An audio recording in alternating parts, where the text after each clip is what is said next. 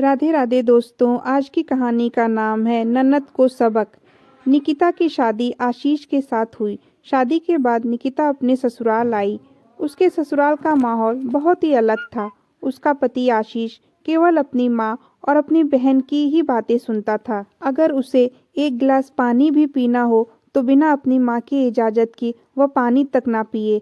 उस घर में निकिता के पति आशीष के अलावा उसके ससुर, उसका एक देवर और उसकी एक ननद विमला रहती थी, जिसकी शादी उसी शहर में हुई थी, लेकिन वह अपने घर कम और मायके में ज़्यादा रहती थी। घर में उसी का दबदबा था। आशीष को अपनी बहन को एक एक चीज का हिसाब देना पड़ता था। अगर कभी निकिता आशीष से अपनी किसी चीज के लिए भी पैसे मांगे तो वह अपनी बहन से बिना पूछे नहीं देता था। और विमला का कहना था कि अभी अभी तो शादी हुई है और हर चीज़ कम पड़ गई। निकिता के मायके से उसे काफ़ी दहेज मिला था, लेकिन सबकी बातें सुनकर भी निकिता चुप हो जाती थी। इतना सब कुछ दहेज लाने के बाद भी निकिता की सास मंजू और उसकी ननद विमला और उसका एक देवर अजय उसे हमेशा कुछ न कुछ सुनाते ही रहते थे। निकिता हर सामान के साथ एक एसी भी लाई थी, जो उसके मम्मी पापा ने उसे उसके कमरे में लगाने के लिए दी थी, लेकिन उसकी सास और ननद ने मिलकर उस एक एसी को उसके देवर अजय के कमरे में लगा दिया। उनका कहना था अजय बेचारे को पढ़ाई करनी होती है, उसके कमरे में एसी ज़रूरी है। तुम अपने पापा से कहकर अपने कमरे के लिए दूसरी एसी मंगवा लो। वह इतनी लालची थे कि उनकी यह समझ में नहीं आता कि माँ बाप सामान अपनी बेटी के लिए देते हैं, ना कि उनके और उनके देवर के लिए। लेकिन सबसे दुख की बात यह थी कि निकिता के पति आशीष का तो और बुरा हाल था। वह अपनी बीवी का साथ देने की बजाय उसी से लड़ता झगड़ता रहता था। निकिता की ननद अपने ससुराल से ज़्यादा अपने मायके का हिसाब किताब रखती थी। इसी तरह 5 महीने बीत गए और अब गर्मी खत्म होने को थी, लेकिन निकिता के कमरे में एसी नहीं लगी, क्योंकि उसकी लाई हुई एसी तो उसके देवर अजय के कमरे में लगी हुई थी। बहुत ही घटिया और लालची किस्म के थे निकिता के ससुराल वाले।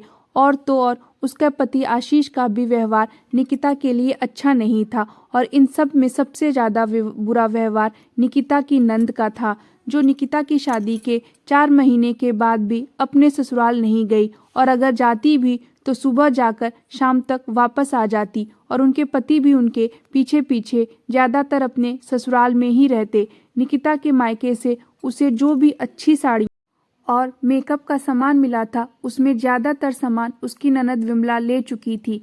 इस पर भी उसकी सास मंजू जी का और देवर का कहना था कि दीदी, जो तुम्हें पसंद हो वह तुम ले लो, इसके पास इतना कुछ तो है, और वैसे भी मेकअप करने के लिए शक्ल भी अच्छी होनी चाहिए। यह तो गंवार है और गंवार को मेकअप की क्या ज़रूरत। ऐसी ही बातें करके वह तीनों अक्सर निकिता पर हंसते रहते थे।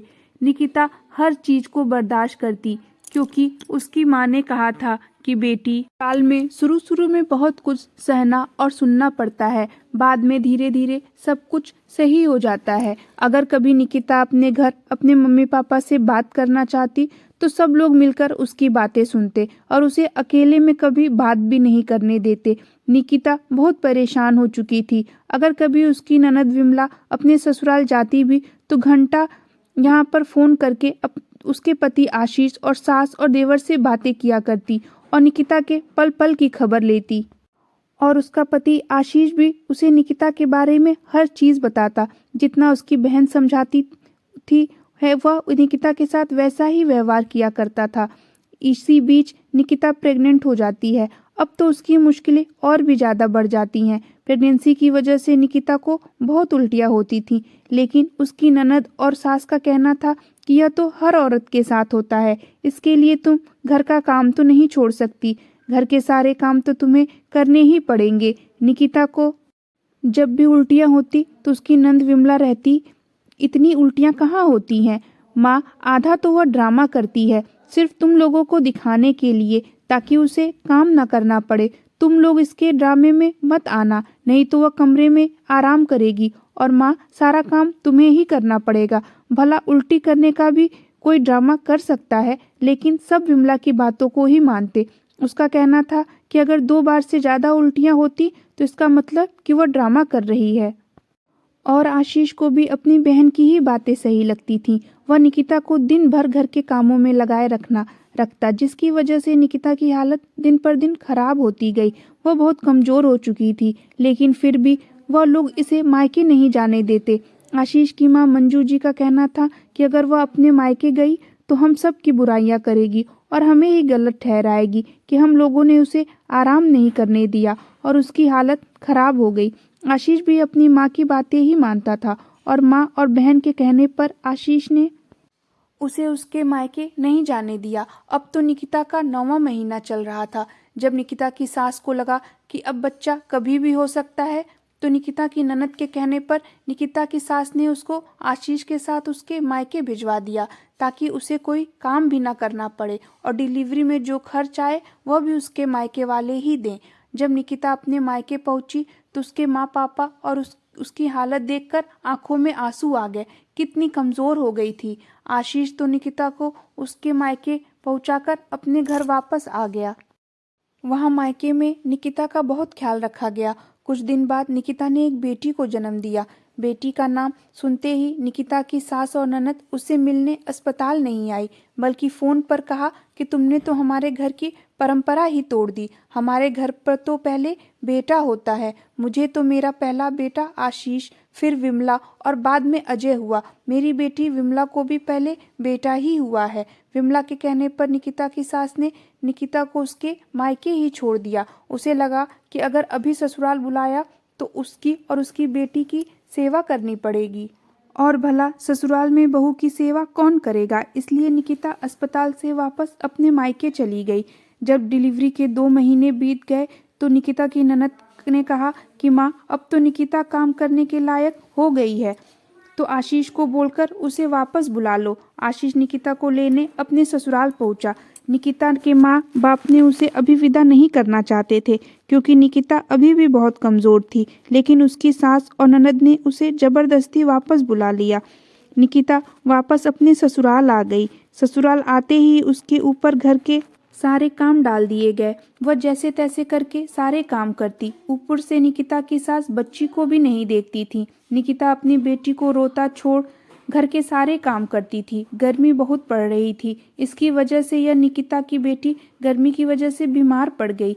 एक दिन निकिता ने आशीष से कहा कि गर्मी बहुत पड़ रही है, अगर अजय के कमरे से निकालकर एसी मेरे कमरे में लगवा दो, जो मेरे पापा ने हमारी शादी में दी थी, तो बच्ची को थोड़ा आराम मिल जाए।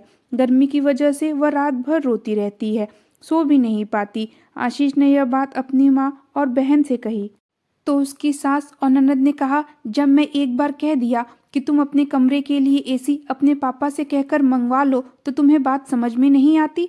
अब बात निकिता के बर्दाश्त के बाहर हो चुकी थी, क्योंकि अब सवाल उसका नहीं, उसकी बेटी का था। निकिता ने कहा, क्यों, क्या उनके ससुराल से उन्हें एसी नहीं मिलेगी? मेरे पापा ने क्या पूरे घर का ठेका ले रखा है?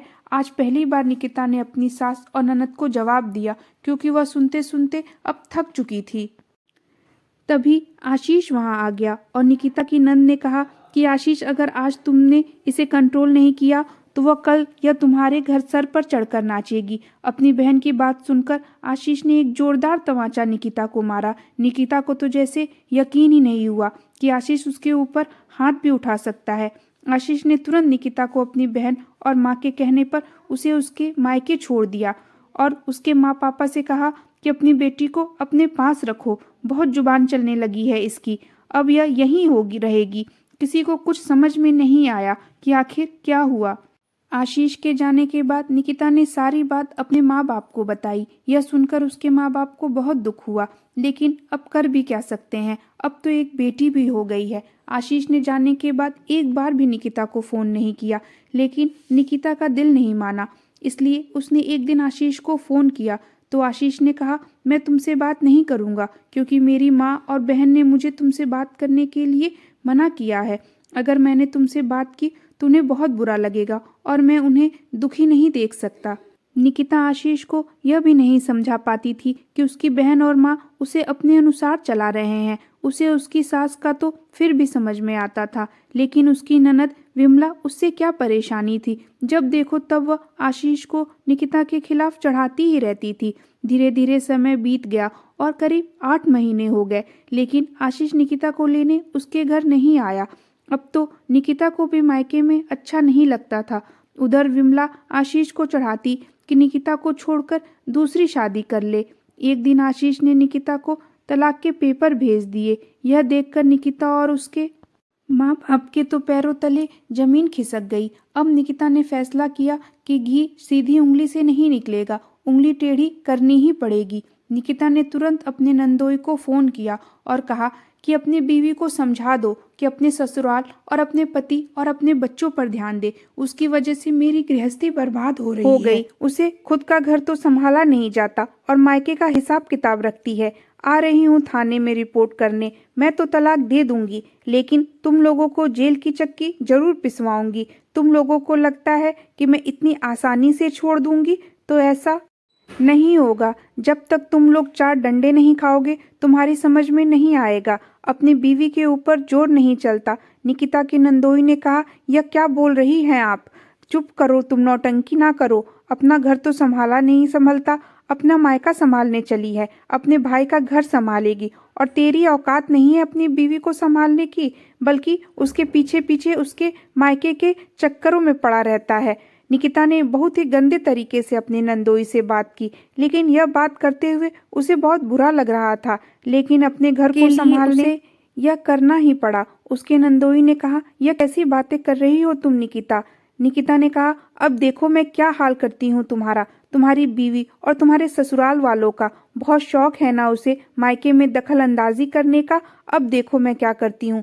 तुम सबको जेल की चक्की न पिसवाई तो मेरा नाम बदल देना। मैं जा रही हूँ थाने में रिपोर्ट करने। यह सुनकर निकिता का नंदोई डर गया और उसने तुरंत अपनी बीवी को फोन किया और सारी बात बताई। निकिता की बातें सुनकर विमला भी डर गई और आशीष से कहा कि जाओ निकिता को और अपनी बेटी को घर ले आओ। अपने ससुराल पहुंचा, लेकिन उसे भी समझ आ गया था कि कौन सही और कौन गलत है। अपने ससुराल जाकर निकिता और उसके माँ बाप से माफी मांगी और निकिता और अपनी बच्ची को लेकर घर आया। घर आते ही निकिता ने अपनी सास से कहा कि मुझे तुम्हारी बेटी इस घर में नहीं चाहिए। इसे कहो कि अपने ससुराल जाए। मैं इसे अपने घर में बिल्कुल भी बर्दाश्त नहीं करूंगी। मेरे ना रहने पर वह तुमसे मिलने आ सकती है, लेकिन मैं इसकी शक्ल भी नहीं देखना चाहती।